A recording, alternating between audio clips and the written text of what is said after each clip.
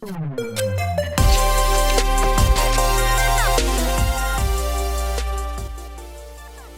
you ready to concede to the bi-weekly format for these shows? Because I'm playing games at a rapid pace, Ethan.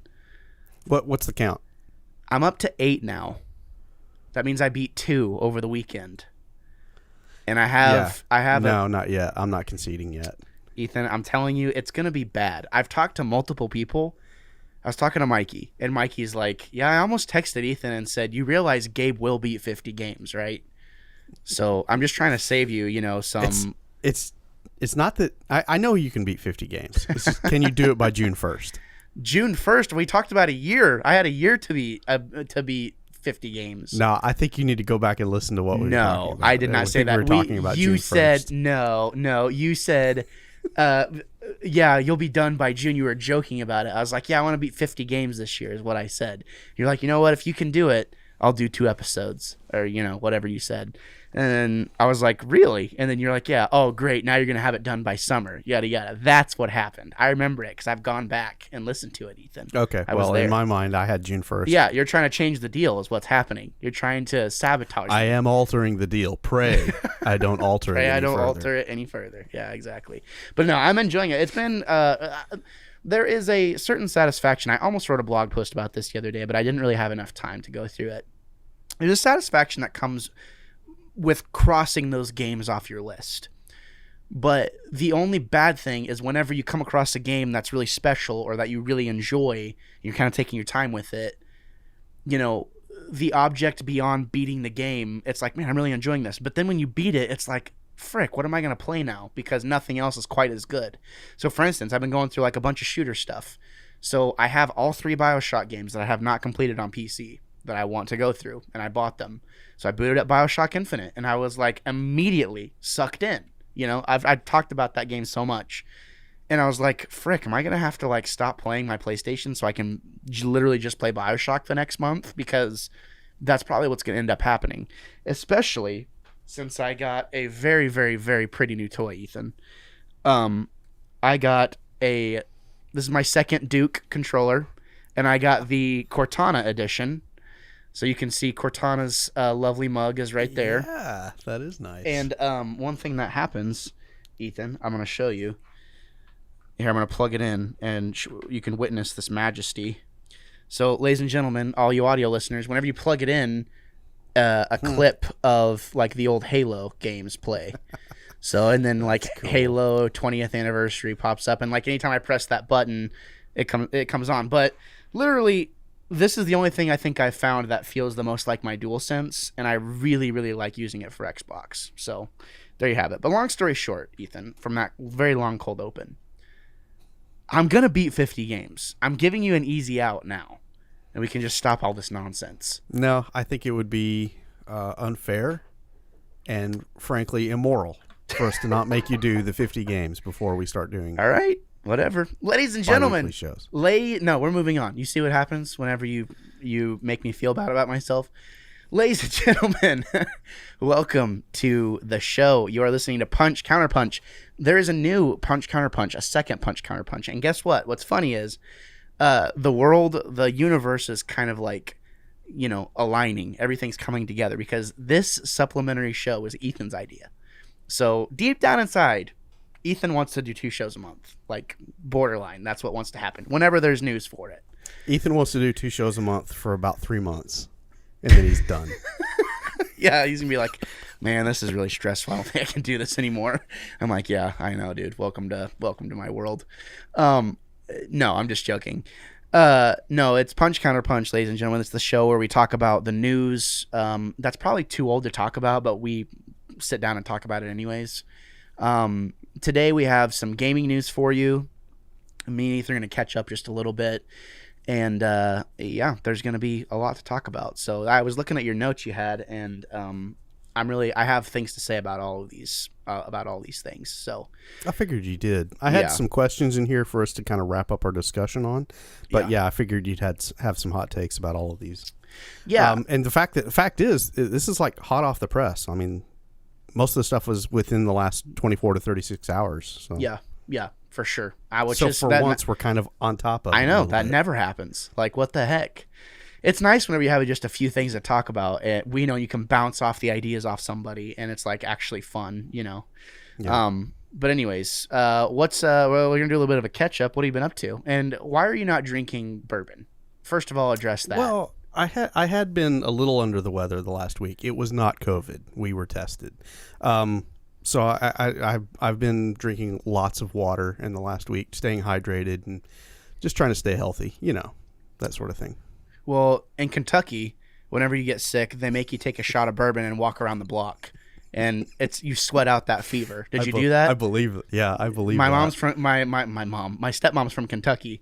She's like, they used to give us like, you know, a shot of bourbon. We'd like go around the block, and guess what? It would make us feel better. I'm like, man, that sounds awful. But well, that's fine. I'm glad you're feeling better. Kid raising. Yeah. Yeah, I'm glad you're feeling better. That's good. So no beer bros, no bourbon bros tonight. That's fine. I went to the store. I had this thing that I was doing, Ethan, where I was trying not to drink any soda. And I'll tell you what. I went to the store not that long ago. I didn't want to keep any soda in the house. So like when I go to McDonald's or whatever, shit's like, yeah, I need something to wash down this tasty burger. I wasn't keeping any soda in the house until I went and I got some mini cans of the new Coke Zero. And I hadn't had any soda in a while. So I cracked open a can of soda, took a drink of it, and I was like, yeah, this isn't good. So then I went to the store. And you've had bad soda before. Yeah. Then I went to I have had bad soda. Shout out to Soda Pop Squad, which was a very short-lived project. I still want to do it, but, you know. It didn't resurrect that. Yeah, we will. We will for sure. It's just trying to get, you know, it's just getting Emma to commit, you know, to pretty much anything. I forget which one it was that if I knew the name, I'd say it, because if I said it, you'd retch right here on camera. Oh God, but they were bad, dude. It was bad. I think we might have had buffalo wing soda or something. It was horrible. It was so bad. But Emma threw up. Emma totally threw up. I mean, that was non-scripted. That was real. But anyways, long story short, I went and got some regular soda because I thought if I'm gonna drink poison, it might as well taste good. And my God, Ethan, have you ever had just a cold Dr. Pepper like on a nice? Yeah. Oh my God, dude, I am on cloud nine. Like I am so happy. My brother-in-law, you know him, Brandon. He loves to tell a story. He tried to cut off soda, and he loves soda. Tried to cut off soda for a time. Went a few weeks. It was a hot day. He ended up getting a cold soda, a Coke. Took a sip and just started laughing because it brought that level of joy to him. He couldn't hold it back. And I'm like, I understand that. It's a serotonin rush. I mean, it just feels so right, you know. And it's one of those things. Like, ladies and gentlemen, I haven't given up my crusade to, you know, cut back on soda. I'm not going to keep it in the house regularly because it is bad for you. But you got to treat yourself. Yeah, every once in a while, you know. So I bought myself a 2-liter Dr. Pepper and a 2-liter Mountain Dew. So there you have it. There you have it. But anyways. And if you really want to go hardcore, get the Sam's Cola and the Dr. Thunder. Dr. Thunder hits different. Dr. Thunder is delicious. I mean, it can be, but it's also like drinking battery acid sometimes too. Yeah, especially like unless it's ice cold, it's like, yeah, man. See, this is what I love about the show. It's just whatever happens, you know, whatever happens. Yeah, here we go. What's been up with you? I am still riding a high after watching the 5th chapter of the Book of Boba Fett, and I know that's not what the show is about, but holy, what was it? Dank Farrik. That was a fantastic episode. This is the way of the Book of This is the way. And I did not expect us to get this episode, but we got it. And I mean, it was amazing. Here's what happened, though. I knew this was going to happen. We talked about it because, you know, over on the Wannabe Critic, you know, on the Wannabe Critic podcast, it's we do punch counter punch whenever we can, but every week now there's Wannabe Critic content coming out with me and Jake and Elijah, and we talked about this. We're like, Mando is showing back up. They hinted to it, like at the end of the 4th episode. You know, they gave us the do do do do do do do. You know, so we knew something was coming, and I want to say Jake or Elijah's, whoever said it, they're a freaking idiot because they were like, oh, yeah, like the Mandalorians are going to show back up and, you know, kick some tail. And it's like, yeah, except for the fact that they all got killed, except for just a couple of them. So that probably wasn't going to happen. And I had forgotten about that because the, whatever her name is, the armorer. Yeah, the armorer, you know, she's like, there's only 3 of us now. So Yeah. Which is a really interesting bit of lore they decided to like let us have there. But the point of the matter is I knew this episode was coming. I didn't expect it to be what it was. Amazing. Yeah. Well, yeah. I expected Mandalorian to show up, but on the after Boba had gone out to try and find him, or we would see Boba Fett. Yeah, I thought it was going to be like a sliver. He would be doing something. Yeah, like a sliver. Yeah, like Din, just a little bit, but Din not shows up and he's like, "I'll do anything for coin," or like whatever, or "I'll do anything for a friend," or just something like. Grogu's at school, so I may as well help you out. Literally, like that's what it felt like. But no, they went. But it's interesting thing because they are letting us know something very interesting. We were talking a little bit about this off mic. Mm-hmm. There is a reason they gave Din Djarin the longest episode yet for a show that's supposed to be about Boba Fett. They are intentionally doing that. Yeah. For a reason.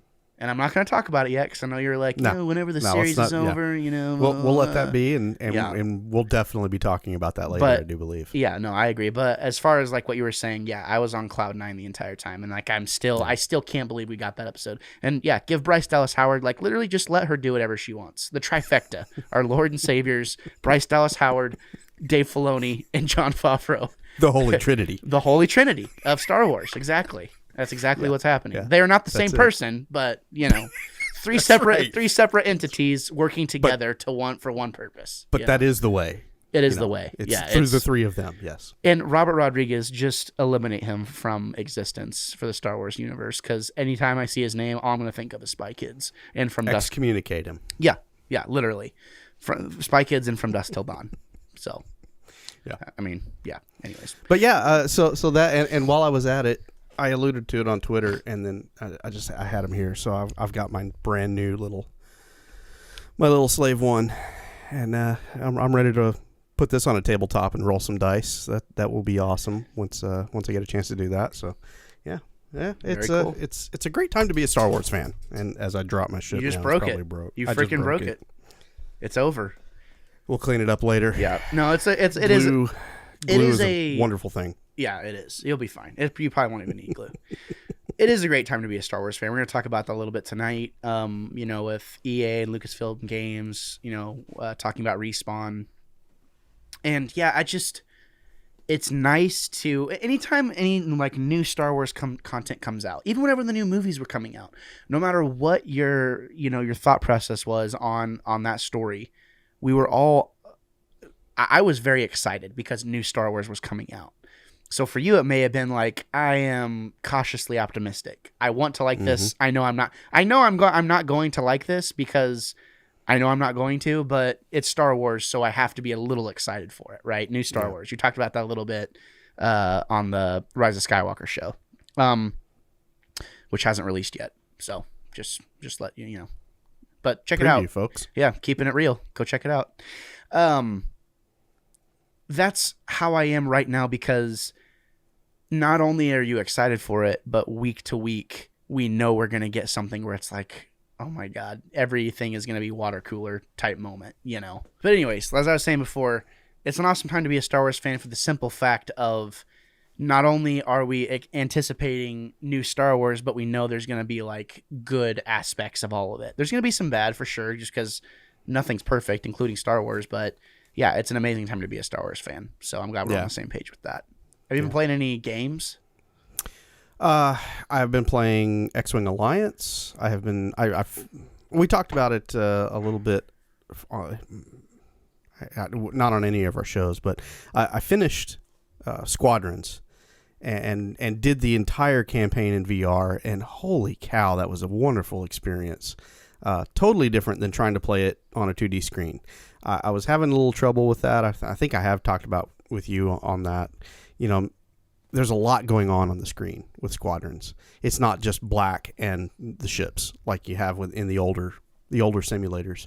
So playing it in VR gave me the sense of 3D, and flying amongst the larger capital ships and stuff was it's everything you wanted as a Star Wars fan. And I just had a fantastic experience with that. Still trying to play a little bit of Jedi Fallen Order. I downloaded a new strategy game that's on GamePass. I'm hoping I can talk or write about it maybe at some point in the future if I like it. It's a colony building and then expanding out to other planets. And the name of it is, I feel like I pulled up here. I feel like I saw this on GamePass. Yeah, it's an indie. Before We Leave, is the name of it. Yeah, and it's an indie title, and I just downloaded it yesterday, and haven't really had a chance to get familiar with it yet and get into it. But I'm looking forward to starting a, just an interesting little colony builder, and we'll see what comes of that. So yeah, a little bit going here and there on games. Very nice. I always like to hear that. Even back in the old Age of Geek days, that was always like my favorite thing to talk about was with games, Yeah. And it was nice to always have kind of like know that that's what I got to talk about was games. So it's you are nice. The Game Reel. I am the Game Reel. You were the Game Reel. Now I'm the Wannabe Critic. Don't you? Now you're the Wannabe Critic. I know. Freaking! I encompass all. I corrected myself. Good. Don't ever let it happen. Get off my freaking back. Don't let it happen again, Ethan. All right. You saw what happened to Jace. All right. Yeah, I did. Sorry. Who might be making a return? Who might be making a return? Oh, really? We'll see. Thought he burned his bridge. No. We'll see. We'll see what happens. Right. I'm not sure. Okay. It's. I would love to podcast with Jace again more regularly, but we'll just see what happens. So, not much has been going on different for me recently. I have been playing, like I said, I've beaten several games. I'm still trying to kind of do that and kind of clear out a good chunk of my total backlog between PC, Switch, PlayStation, and Xbox. There's a lot of games, that I'll probably never beat them all, but I would love to clear out a big chunk, of that. And that's been a lot of fun. I've been creating NFTs.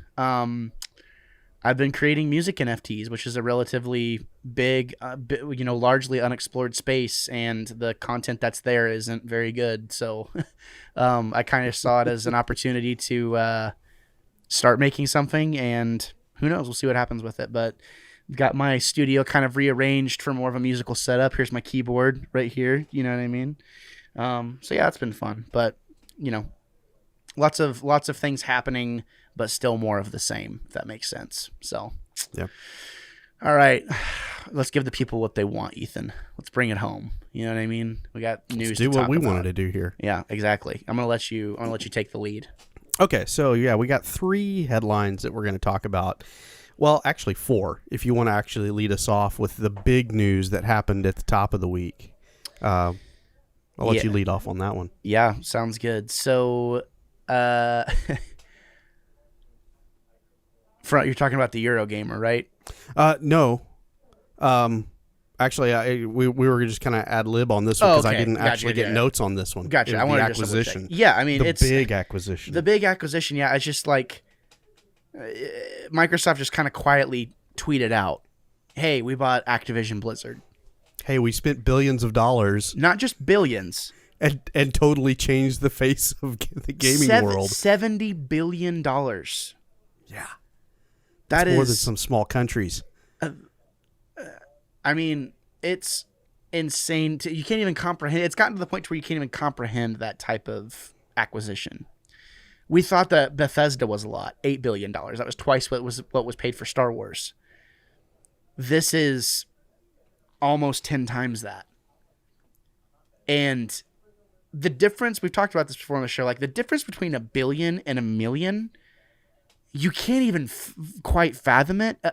Like 1 million seconds ends up being like, I feel like it was either 11 weeks or something like that. 1 billion seconds is like 30 years. That's the difference. Yeah. And it's crazy to think about that. I mean, it is a big deal. So, I mean, I kind of want to talk about, like, if we can just briefly, like, how do you feel about that, about this acquisition? We texted back and forth, and my mind immediately went to it always, because of the way the past has been, it's always come back to the console war, right? And so how is this going to affect the console war?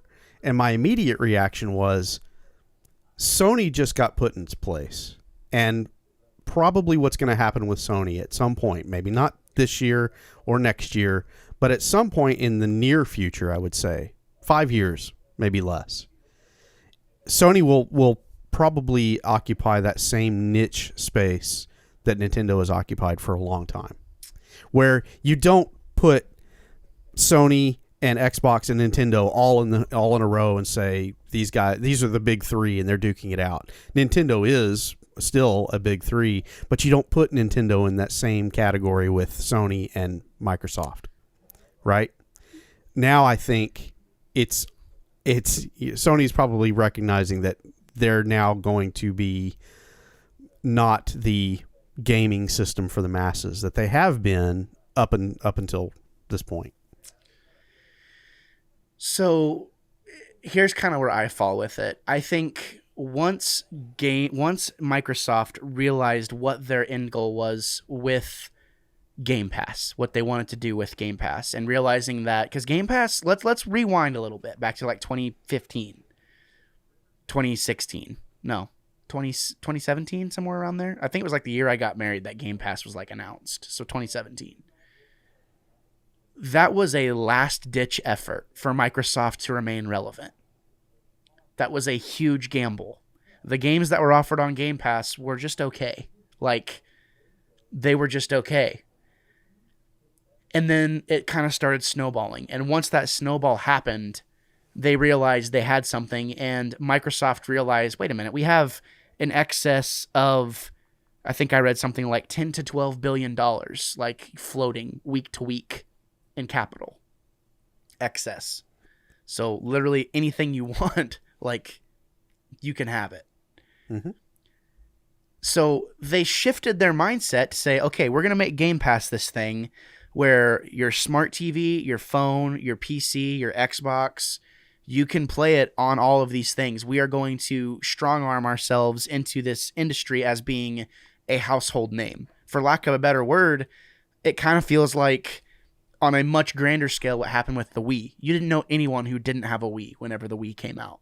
And there's a reason it's still like in the top 3 best-selling consoles of all time, is because everyone had one. Same thing with like Netflix kind of being like a household name. Even if you don't watch a ton of stuff on there, you probably have it or have had it. So they were literally playing a completely different game. They were like, you know what? We realize we actually kind of suck at making games right now. So we're just going to spend a lot of money and just strong arm ourselves into having IP. That way people will know we have games. People want to talk about like, oh, Microsoft's doing all these amazing things. It's cool. It's really, really cool. But you cannot force feed people stuff, especially gamers. Yeah. And that filters into those discussion point questions that I've had in mind to finish out this show. So let's put a pin in it then. We're going to put a pin in. We're going to come back to it then. See what I did there? That's good podcasting. Definitely going to. That was great. Yeah. See, stay till the end of the show, ladies and gentlemen. But bottom line, this acquisition is massive, ground shaking. It's the biggest acquisition. The game system. It's the game. It's the biggest games industry gaming acquisition in history. Yeah. Ever.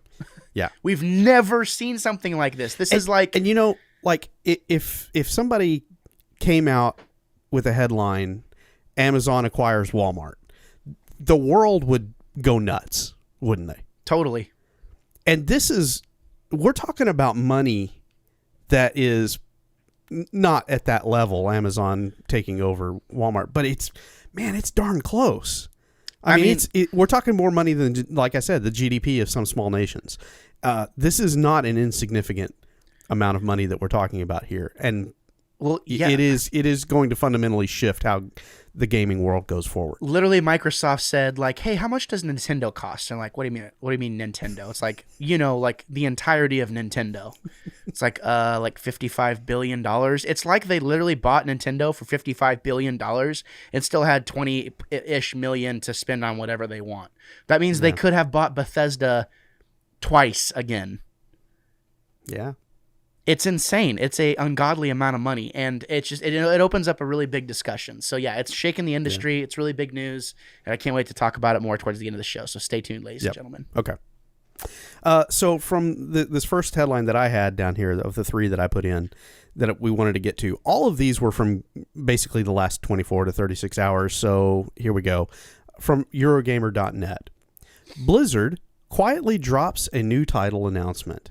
The announcement posted on Blizzard's website is primarily focused on attracting new talent to the studio in order to work on the project, and as such remains extremely light on detail. Blizzard is embarking on our next quest, the post reads. We are going on a journey to a whole new universe, home to a brand new survival game for PC and console. This universe, the post continues, will be a place full of heroes we have yet to meet, stories yet to be told, adventures yet to be lived, a vast realm of possibility waiting to be explored. The accompanying piece of concept art shows 2 teenagers stumbling upon a passage leading away from their dreary urban home to a verdant fantasy world. Now, my question to you is this Blizzard trying to get out from under all the bad, particularly from the state of California, and just saying, all right, we know we have this to deal with, but we're pushing forward in more positive ways? Because this was very quietly dropped and has not that I've seen, has had a lot of traction in social media. Yeah, I mean, this is the first I've heard about it. I think whenever you're a megacorp like Blizzard, it's hard because I'm not a megacorp, like Blizzard. But I feel like there's only so much bad you can stomach before you have to just press on and just be like, look, we have other stuff we're making. We've made some of the biggest games in the gaming industry ever, and that's what we're going to continue to make. Is the biggest games, some of the biggest games ever in the industry. I mean, we're talking World of Warcraft, Overwatch, 2 huge games, at different points in history.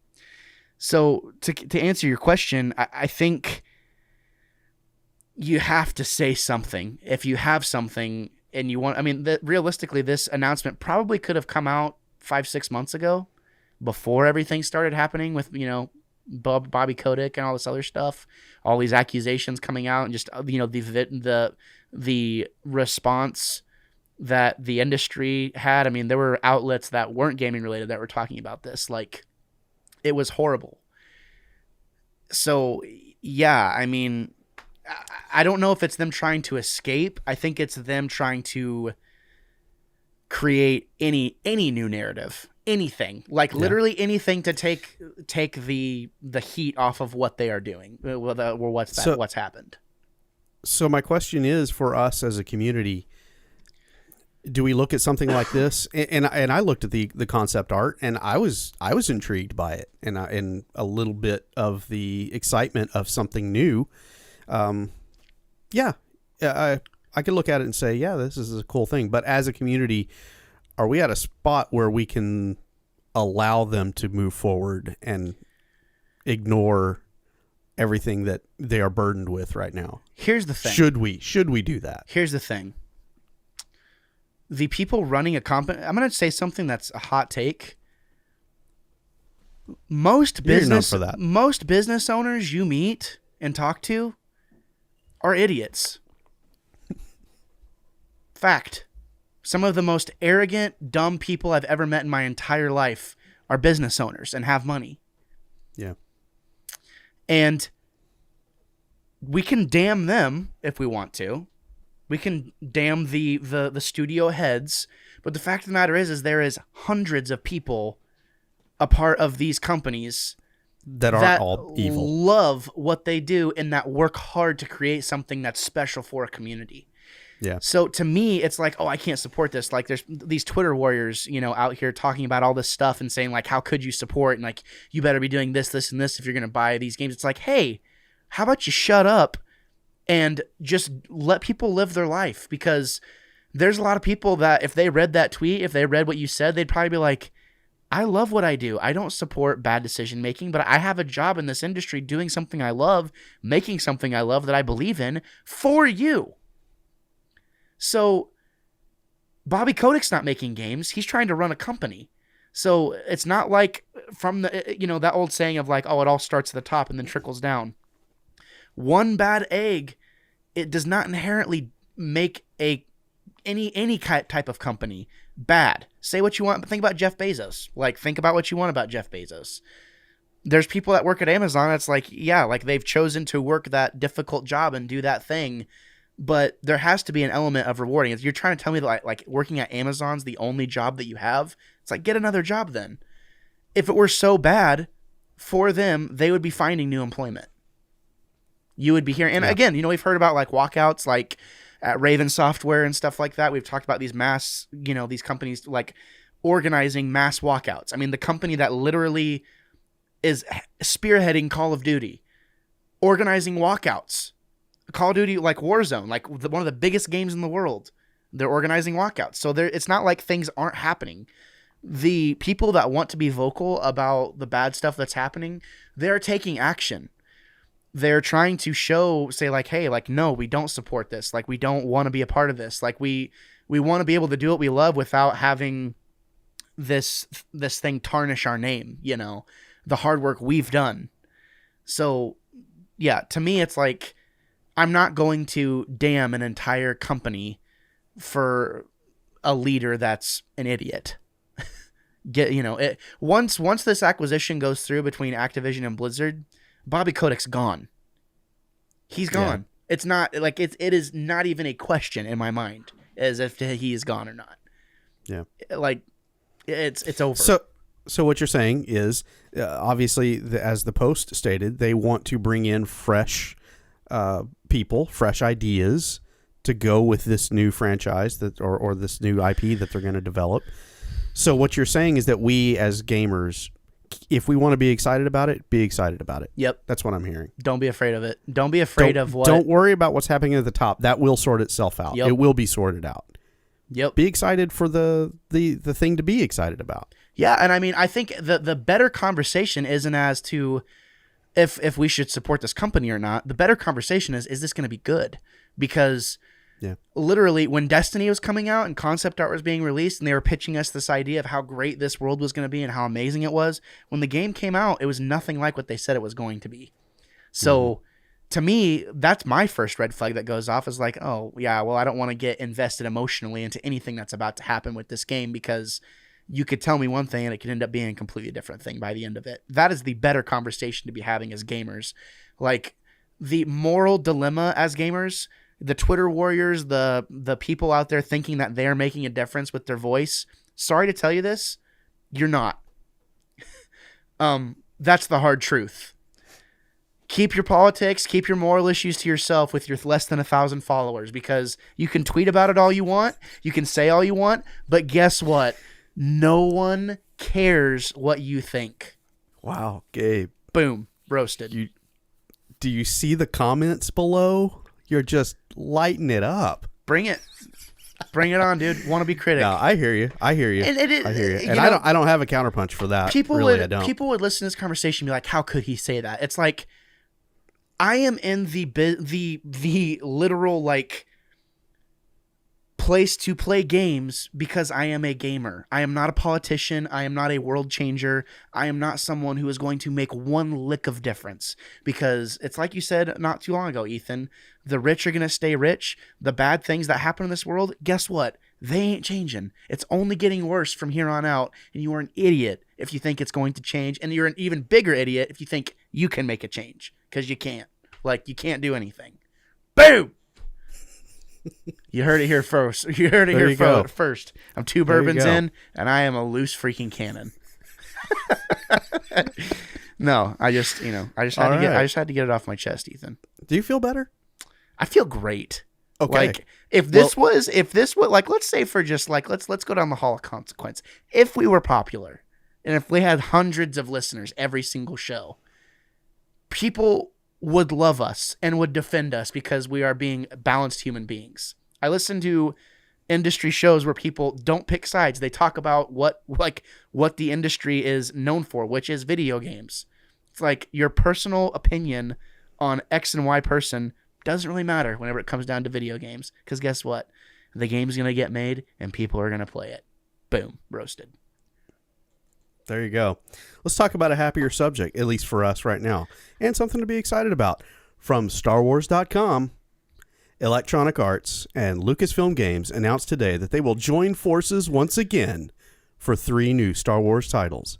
The next title in the Star Wars Jedi franchise, a strategy game, a first-person shooter, all currently in development from Respawn Entertainment. This is a big deal. It is a big deal. It's really big. So this got my attention so much that I went out and looked at, fan sites or, web page, YouTube pages where people were speculating on what these are going to be, and they were looking particularly at the fact that Respawn was, heading this up. So the idea being that, obviously the Jedi franchise, that's, Fallen Order 2 or something in that same vein. And yeah, I'm on board. Let's do it. It can't get here fast enough. The strategy game, the theories were XCOM like, like what they. Okay, I'm not familiar with the XCOM franchise. It is. But put it in Star Wars and dress it in Star Wars, and I'm in. I'll play. So here we go. XCOM is one of those things. Like, okay, I'll tell you, this is the level of detail they go into. You find your comrades. You name your comrades. You edit your comrades' loadouts. You do all this stuff. They go into battle with you. If they die, they are dead. Like, it's over. Like, if you let them die. You can be emotionally invested in your squad. Yes. I literally, that's first cool. time I ever played XCOM, literally all my best friends, like, it was like, Jace, Ethan, Carter, like, all my best friends, they all died. First mission.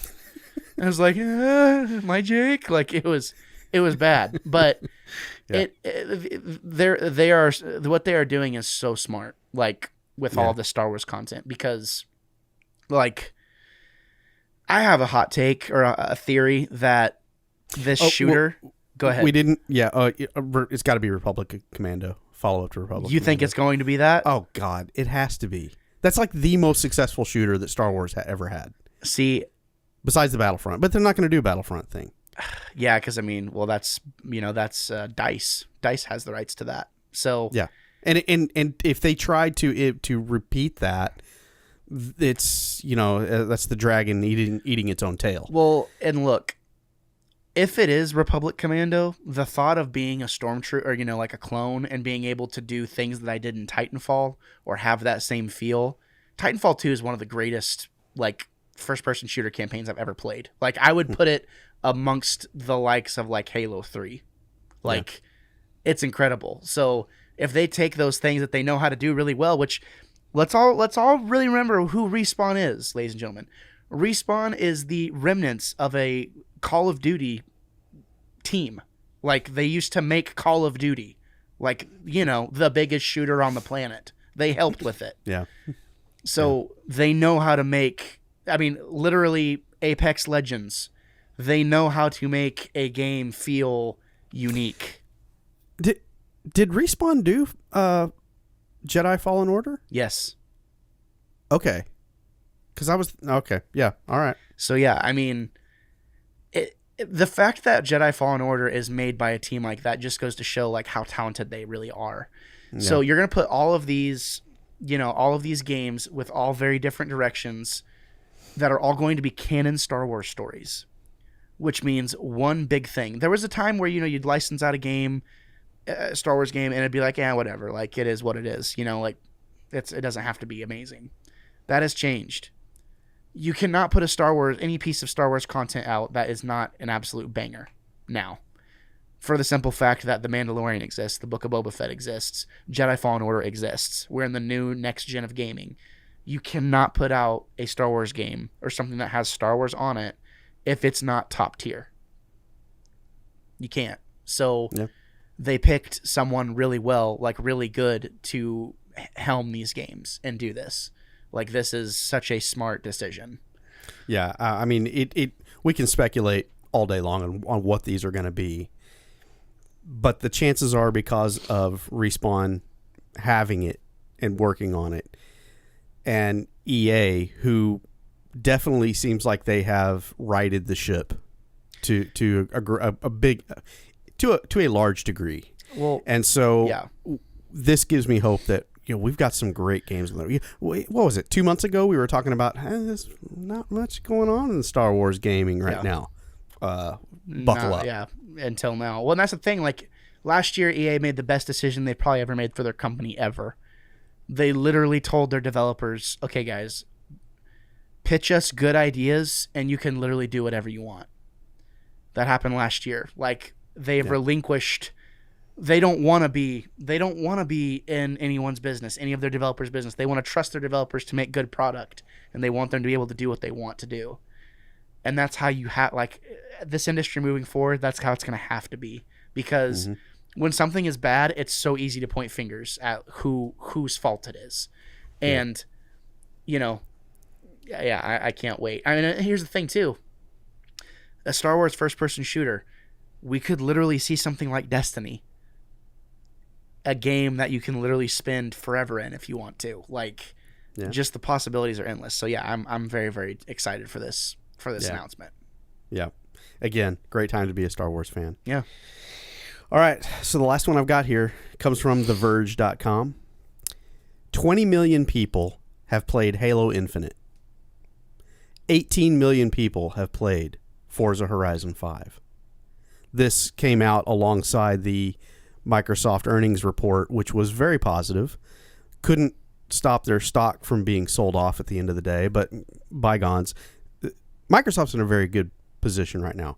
Xbox, and particularly Game Pass, is in a very good position right now. That 20 million people, that 18 million people playing those games, both of those games were on Game Pass and readily downloaded and played, sampled by millions of people, and played consistently by a large portion of them. So yeah, subscription service seems to be doing what it's supposed to do, right? It's bringing eyeballs to screens, right? Yeah. Is this great for gaming? And that's what I brought up for discussion here. And the two questions that I have, and we'll go off of this. Is there a danger that subscription gaming is going to dilute the impact of truly good games? And could it serve to erode the power and integrity of developers who are endeavoring to produce these high-quality games that we seem to be getting right now? But how long is the subscription service going to allow this to continue? What do you think? I have played Halo Infinite.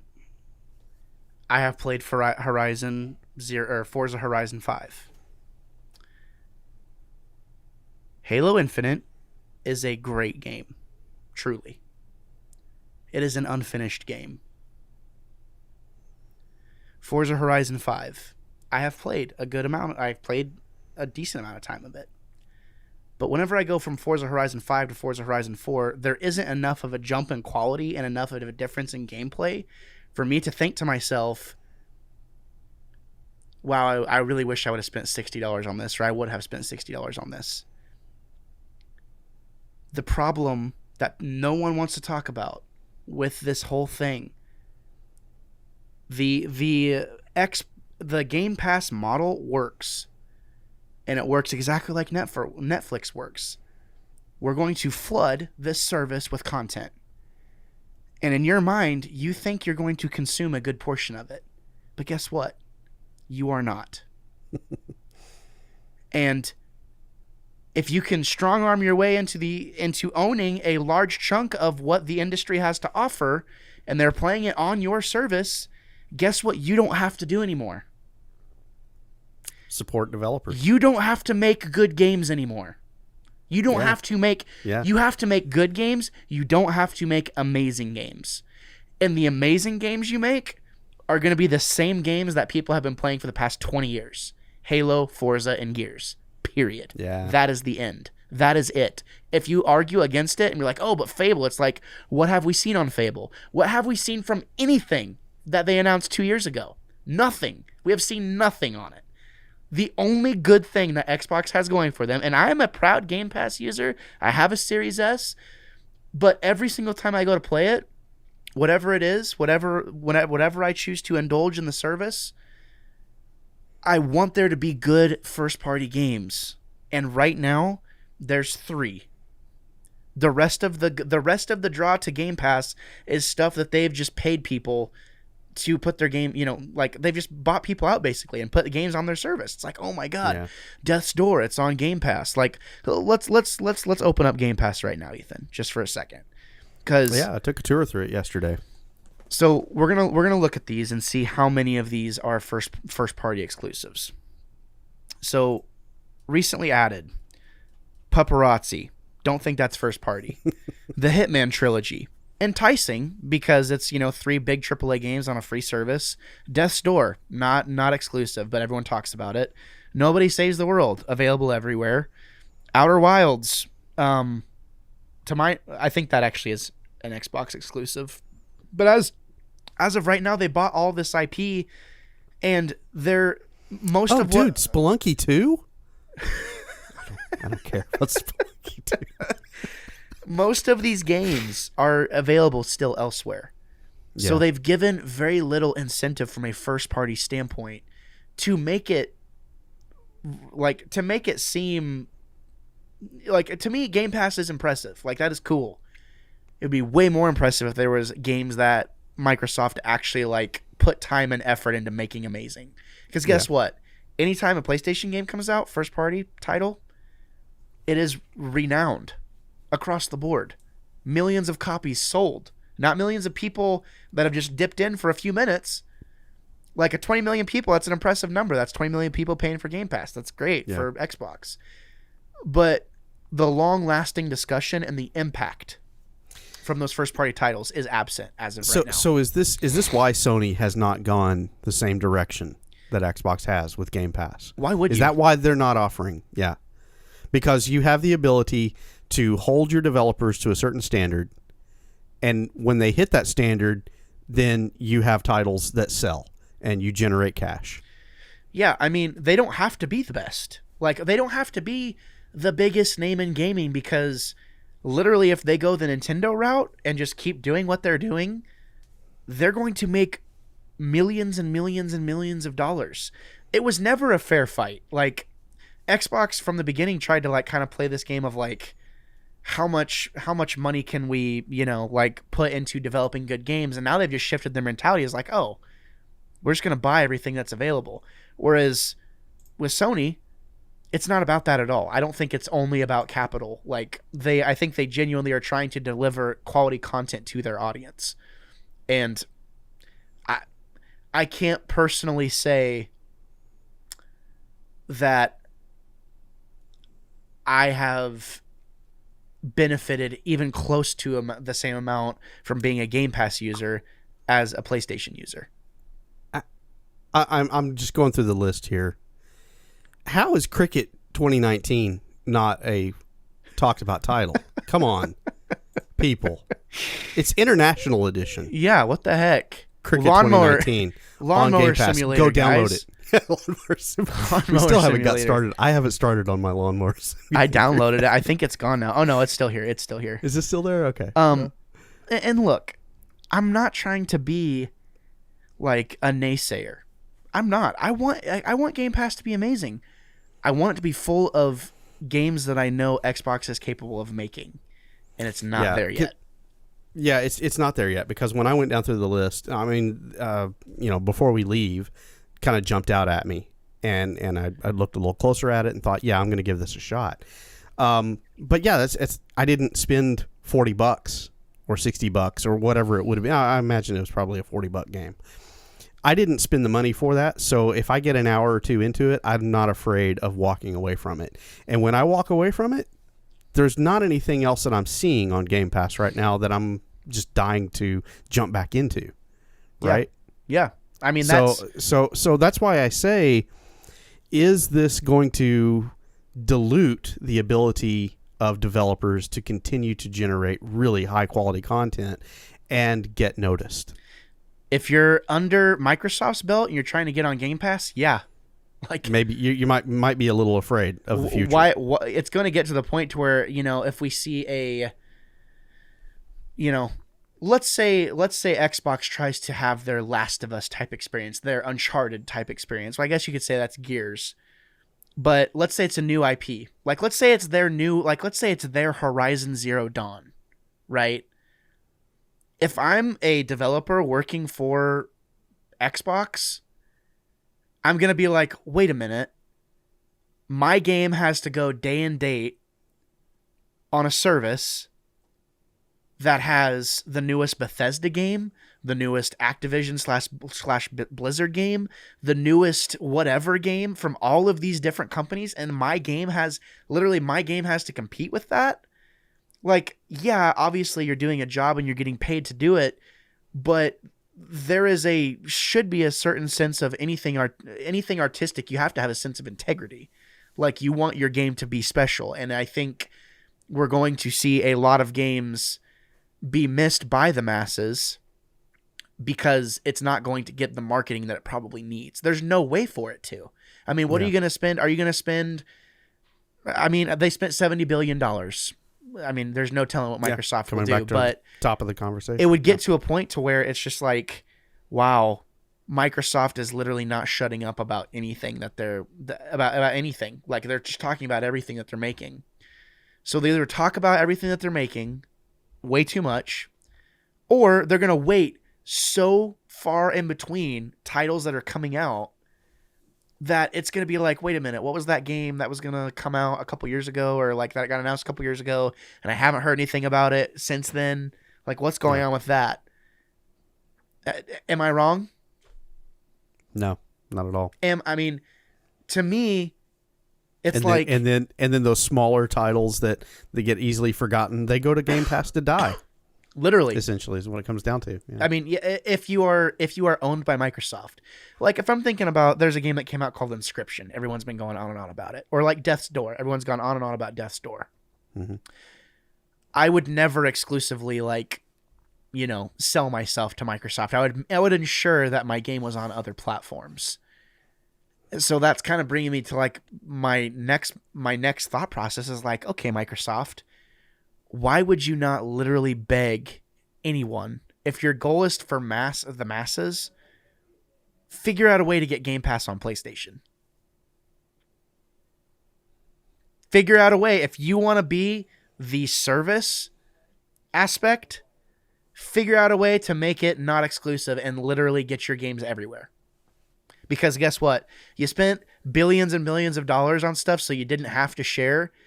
I don't know if it's going to change much for you the way you want it to. I think a certain amount of games, I mean, I guess creating games for a wide variety or a wide audience is a good thing, but I just don't know that they're going to see the return on the entire investment they put into Game Pass. I mean, it's going to be it's a super long-term investment. It has to be. But, I mean, they've said before they would literally put Game Pass on PlayStation. Like, I can't see a day when that would happen.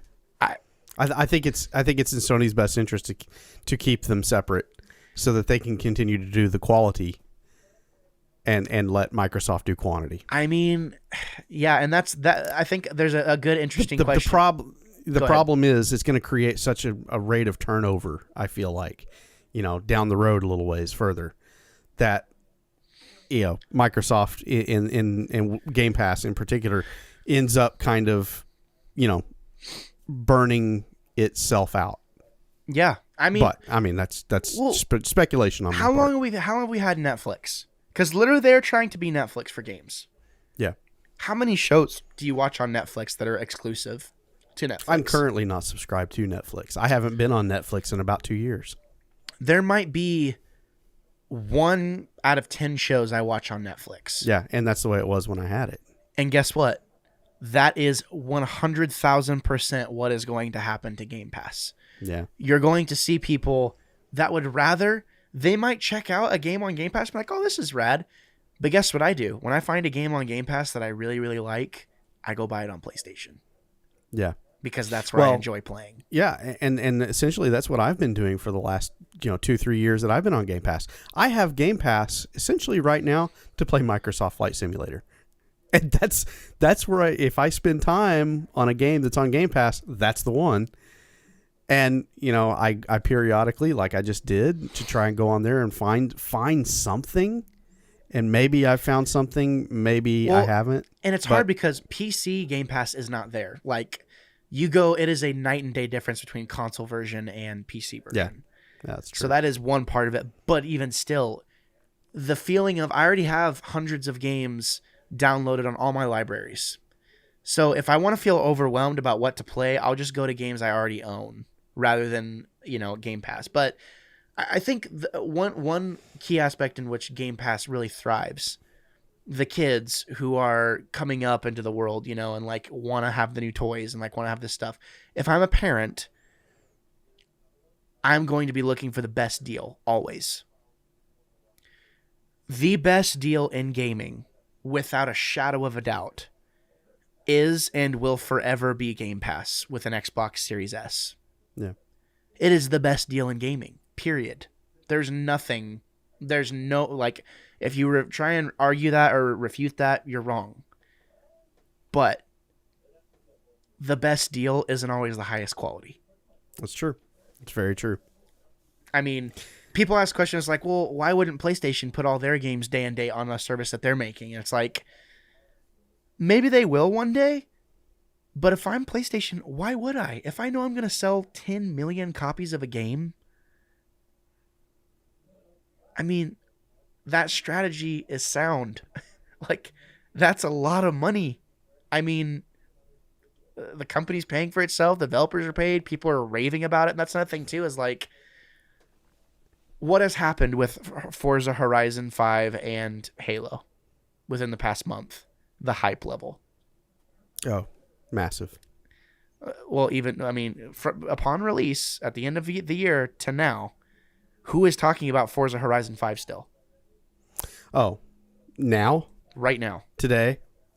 Yeah, it's there's a few people I hear talk about it, but I'm more plugged into people talking with people that do racing on a regular basis. Yeah, but even still, it's like, you get what I'm saying? And even Halo, like Halo, I expected there to be clips nonstop.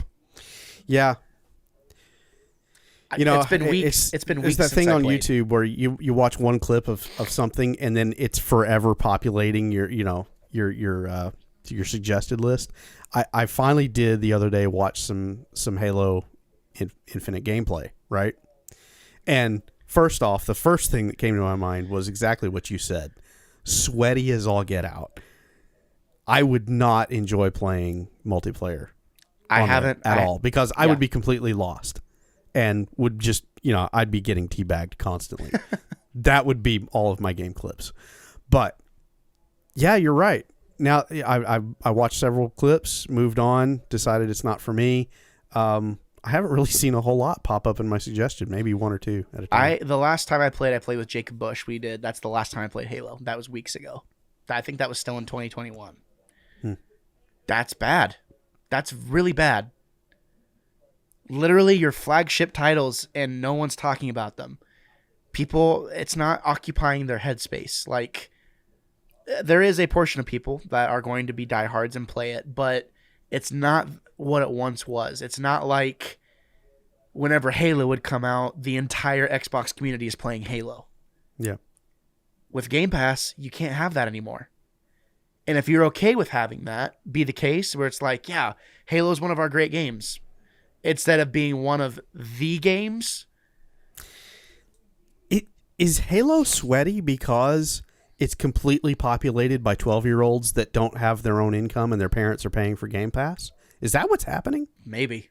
Holy cow! I think we're giving kids a little too much credit whenever it comes to games. I mean, come on, like I don't know. Man, I mean, I've seen the Fortniters. I mean, they're pretty crazy, but 13, 14, 15-year-olds? Honestly, yeah, I can see that. What's ruined every single big multiplayer experience is streaming. Streamers. For the simple fact that you have big streamers playing these brand new games, doing really cool stuff because that's literally what they do for a living, and then all of these wannabes aspiring to be that person. Show up, can't do it, and then get out. Yeah, so literally, or the flip side is like they watch and see what happens. It's like, oh, I want to be that guy. And then the 10 or 15% of the viewers actually, maybe they stream. They're trying to emulate things they've seen their favorite streamer do. So they are trying to play harder than they normally would have had it been a more casual type experience. The days of like sitting behind, 12 feet away from your TV trying to play Halo with whatever and have a good time, that's over. If you don't have time to devote to the newest shooter, you're going to be left behind in like a week or two. Yeah. And yeah, I mean, in a way, I think maybe for the new generation, for people like us, Game Pass is going to be whatever. Like it is what it is. But for the new generation, it's one of the smartest things they've ever done, and it will continue to be the best deal in gaming. So, yeah. Well, you heard it here. And if we have one lesson that we can pass on to the listener, I think now is a good time to conclude with it. I will present our deep meaning for this episode of Punch Counter Punch. If it's cheap, it's probably not the highest quality. This show is proof of that. Boom. I'll take cheap shots all day, dude. We get into a street fight, I'm going to bite your ear off. It's going to happen. Did you know the Clatoonians were biters? I didn't know that. I didn't know the Wachutus were biters. I learned that tonight. I learned that tonight in Chapter 5 of Book of Boba Fett. Oh, my God. No, this was a jam-packed episode. There was a lot there, and we did it all within an hour. We really did. We talked about a lot. I got some things off my chest I've been holding in for a long time. You did. It was good. More than just that COVID phlegm. Yeah. Well, there was one point I looked over at you whenever I was mid-rant about probably being a Twitter warrior, and you were just like you're just shaking your head, which is a good thing. I mean, I can't disagree. Well, listen, this is Punch Counter Punch. We're not here to indulge your hopes and dreams. We're here to tell you the truth. Put on your big boy panties, and if you can't deal with it, you're more than welcome to come on the show and debate it and make your case. Or leave a comment. Because guess what? If you're upset about something and you're commenting down below, there's a really good chance that I'm probably laughing at you. And I just hit the ignore. Yeah, I mean, it is what it is. So, I mean, freedom of speech is an awesome thing. And you're welcome I really like to exercise that. I'm also welcome to ignore it. Yeah. You certainly are. You certainly are. At least Lord knows I've had to do that with you over the years, Gabe. So there we are. Look, I admitted to you in confidence that the sequel trilogy is bad. Okay, I've admitted. I know. You just like to hear me talk about it more, don't you? I just had to wait for you to come around to my point of view. Yeah, no, and that's fine. That's fine. We're good. Here we are. Things are great, Ethan. All right, here we are. From now on, ladies and gentlemen, 2 shows a month. You can expect it because Ethan's going to concede. It's going to be awesome. We're going to have, Ethan, can you imagine a time where it's going to be amazing? Man, I can't wait. Keep on dreaming. I'm just kidding. Before we get out of here, can I do a quick plug? Please do. Yeah. Okay. I hadn't done anything over on the Sci-Fi Malady podcast in quite a while. The guys over there invited me to come on. This month they're doing Trekking in the New Year, so we got to talk about some Star Trek Voyager. And so their latest episode just dropped this week, Year of Hell. It was the 2-part episode of Voyager that we reviewed, and I got a chance to be on there. And we had a nice little skit that we did to start it out, which kind of was an homage to the fact that I hadn't been on the show in several months. So shout out to the guys on Sci-Fi Malady. They one of them may actually be watching this episode because I turned them on to the Wannabe Critic and did a shout out for Wannabe Critic over on the Sci-Fi Malady podcast. So there you go. I listen to their show that's what I've been up to. I really like finding shows that I talk about we talk about Bush League gaming all the time because they literally it's just God, the same vibes, but it's you want to look for a show that you do, you know what I mean?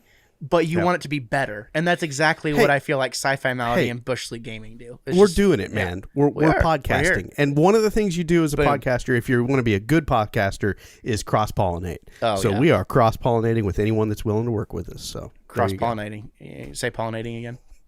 Pollinating? Oh my God, that's a funny word. No, I'm just kidding. All right, we probably ought to get out of here now. Yeah, I'm about 3 bourbons deep now. So no, I'm still on my second one. But yeah, Wait, I know you got to go to bed because you have a big boy job and all that other stuff. No after party? Are you sure? Not this trip. I think people want it. We'll make some time. We'll make some time for the next one. Okay, all right. I see. Yeah. I'm not gonna push it too much. So yeah, no. All right, ladies and gentlemen. By the way, just quick update. Slave 1 is still in one piece. Oh, thank God. And I dropped it again. I've actually been sweating that the entire time thinking about it. Yeah, it's good. Ladies and gentlemen, if you like this Beer Bros East Side shirt that I'm wearing, I'm glad you like it. You cannot purchase it. But if anyone made a big enough deal about it, you could let Elijah know. You know, the guy who's heading up Beer Bros East Side, who hasn't put out any content in a long time. You know, whatever. But you could probably get him to like make more of these because I really like this design a lot, honestly. Yeah. It looks like he went with the top font there, Arial, and made a great little shirt out of that. Yeah, I mean, it is what it is. You know, it's like I can be a designer. I'm just gonna make a design and put it on Teespring. I'm sorry, Elijah. I'm not casting dispersions at you. I'm having some fun. He's probably listening to that right now and being like, I hate Ethan Maestri now. Yeah. All right. Ladies and gentlemen, thank you so much for listening. We really, really appreciate it. Stay tuned for our next episode. Week to week, Wannabe Critics, you know, in full swing. We're talking about Star Wars right now. Not sure what we're gonna do after Book of Boba Fett ends, but definitely show up. Ethan, you got to show up after the show's over. I told you when.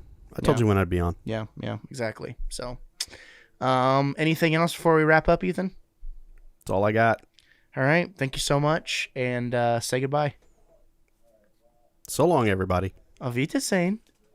Well, once again, thank you so much for showing up today. I really, really appreciate it. Again, if this is your first time here, consider subscribing. I know that's the thing that all the YouTubers do. Everyone's asking to sub. The fact of the matter is that it doesn't cost you anything to subscribe, and who knows, you might even see a video every now and then that you actually like or may be interested in. Not only that, I do a bunch of stuff, so make sure you check all the information down in the description down below. We got podcasts, we got Let's Plays, we got all kinds of stuff for all kinds of fandoms. So make sure you check that out. I would seriously, seriously appreciate it, and I would love to see you around here more. I am Gabriel Fast. I will always be the Wannabe Critic.